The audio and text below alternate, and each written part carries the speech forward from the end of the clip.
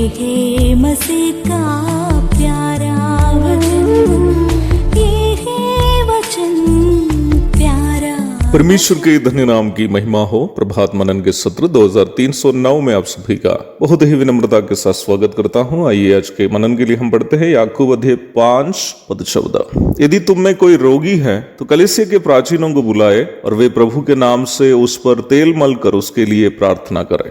प्रभात मनन के हमारे बीते सत्र में हम कलीसिया के प्राचीनों के बारे में कुछ बातें देखे थे। प्राचीनों के विषय में कुछ बातें और कहते हुए पद के मुख्य विषय में मैं आना चाहता हूँ। वचन से हमें स्पष्ट रूप में ये जानकारी मिलती है कि कलीसिया के प्राचीनों की सेवकाई यीशु मसीह के पश्चात पवित्र प्रेरितों के द्वारा जारी रखी गई वचन की सेवा का प्रचलन अथवा कंटिन्यूएशन ही है। यीशु मसीह के पवित्र प्रेरितों की सबसे महत्वपूर्ण सेवकाई उन दिनों में जब पवित्र शास्त्र की रचना पूरी नहीं हुई थी, वचन के उपदेश को दृढ़ करना था अथवा पक्का करना था। मरकुस 16 की 20, प्रेरितों के काम 6 की 4, 15 की 2 आदि पदों को पढ़िएगा।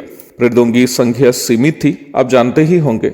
निम्न समस्या का समाधान था उन भविष्यद्वक्ताएं जो प्रथम शताब्दी की कलीसिया में थे। प्रेरितों के द्वारा बताए जाने वाले वचनों को स्थानीय कलीसियाओं में जाकर सिखाना इन भविष्यद्वक्ताओं की सेवा थी। प्रेरितों के काम अध्याय 15 की 22 से 32 तक पढ़िएगा। ईस्वी 99 के अंतर्गत या पहली शताब्दी के अंत तक नया नियम की सभी पुस्तकों की रचना पूर्ण हो गई, अर्थात कलीसिया को सिखाने की सभी बातें प्रेरितों के द्वारा नहीं तो प्रेरितों के सहयोगियों के द्वारा और उनके सहयोगियों के द्वारा लिखकर कलीसिया को सौंप दी गई। प्रकाशित वाक्य 22 की 18 और 19। अवश्य इस बात को याद रखें कि मसीही कलीसिया का आधार परमेश्वर का वचन है। पहला तीमुथियुस अध्याय 3 पद 14 से 16 तक, दूसरा तीमुथियुस 3 की 14 से 17 तक। प्रभु यीशु मसीह के पवित्रता की परिपूर्णता की ओर हमें बढ़ने में हमारी मदद करने वाली बात परमेश्वर का वचन है। वो वचन जो कलीसिया के लिए अनिवार्य है, प्रेरितों ने दृढ़ करके दिए और भविष्यद्वक्ताओं ने उसे कलीसियाओं में सिखाए। इसलिए इन दोनों सेवाओं को नींव की सेवा करके इफिसी 2 की 20 में बुलाई गई है। हम जानते हैं कि एक मकान के निर्माण में सबसे पहले उसकी नींव का निर्माण होता है, परंतु नींव एक निर्धारित ऊंचाई तक ही बनाई जाती है, छत तक नींव नहीं बनाई जाती है।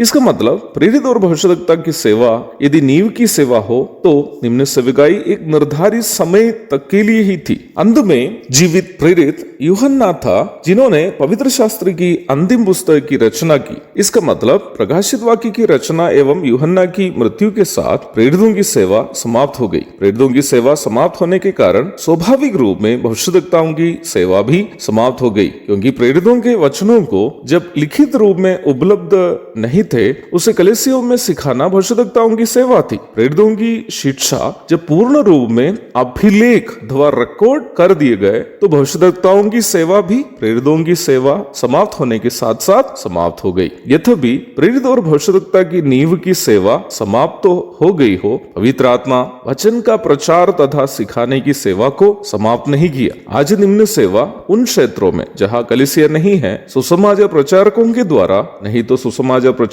करने वाले विश्वासियों के द्वारा पवित्र आत्मा जारी रखता है। प्रेरितों के काम 8 की 4 और 5, रोमी अध्याय 15 की 19 और 20। जैसे कि मैंने पूर्व के मनों में बताया था, कलीसिया की स्थापना के बाद निम्न स्थानीय कलीसियाओं को वचन सिखाकर यीशु मसीह के पवित्रता की परिपूर्णता की ओर बढ़ाना प्राचीनों का जो उपदेशक भी है जिम्मेदारी है। इफिसी अध्याय 4 की 11 से 13 तक के पदों में निम्न क्रम तथा उनकी सेवकाई के विषय में हम देखते हैं। प्रारंभ में पढ़ी गई पद में बताए गए प्राचीन के बारे में एक छोटा सा परिचय मैं आपको दे रहा था, तो आप इस बात को नहीं भूले कि वर्तमान में कलीसिया को वचन सिखाकर अगुवाई करने की सेवा विशेषकर सुसमाचार प्रचारक अथवा इवेंजलिस्ट और प्राचीन तथा एल्डर्स के ऊपर निक्षिप्त है। प्राचीनों को ही पास्टर्स, बिशप्स आदि शब्दों से भी वचन में संबोधित किया गया है। एक और शुभ दिन की धन्य कामनाओं के साथ आज का मनन में समाप्त करता हूँ। प्रभु आप सबको आशीष दे। आमीन।